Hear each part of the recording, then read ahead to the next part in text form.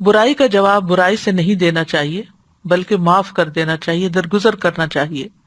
عبداللہ ابن عمرو بن عاص کہتے ہیں کہ تورات میں رسول اللہ صلی اللہ علیہ وسلم کو ان صفات کے ساتھ متصف کیا گیا: اے نبی، بے شک ہم نے آپ کو گواہی دینے والا، بشارت دینے والا، ان پڑھوں کی حفاظت کرنے والا بنا کر بھیجا ہے۔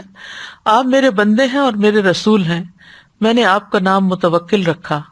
آپ نہ بدخو ہیں نہ سخت دل ہیں، نہ بازاروں میں شور کرنے والے اور نہ برائی کا بدلہ برائی سے دیں گے، بلکہ معافی اور درگزر سے کام لیں گے۔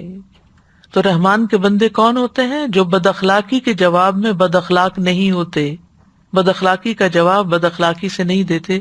جیسے کہ ایک موقع پر حضرت عائشہ رضی اللہ تعالی عنہا نے جب ایسا کیا تو آپ نے ان کو منع فرما دیا۔ پھر جاہلوں سے اعراض جو ہے، قرآن مجید کی سورۃ الاعراف میں اس کا ذکر آتا ہے: خذ العفو وامر بالعرف واعرض عن الجاہلین، کہ درگزر اختیار کرو، نیکی کا حکم دو اور جاہلوں سے کنارہ کر لو۔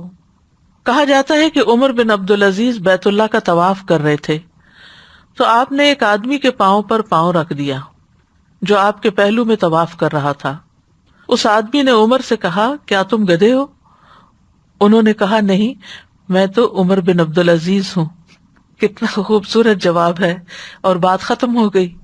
جواب یہ نہیں کہا کہ تم ہو گئے یا تمہارا باپ ہو گئے جیسے عام طور پر اس کا جواب دیا جاتا ہے۔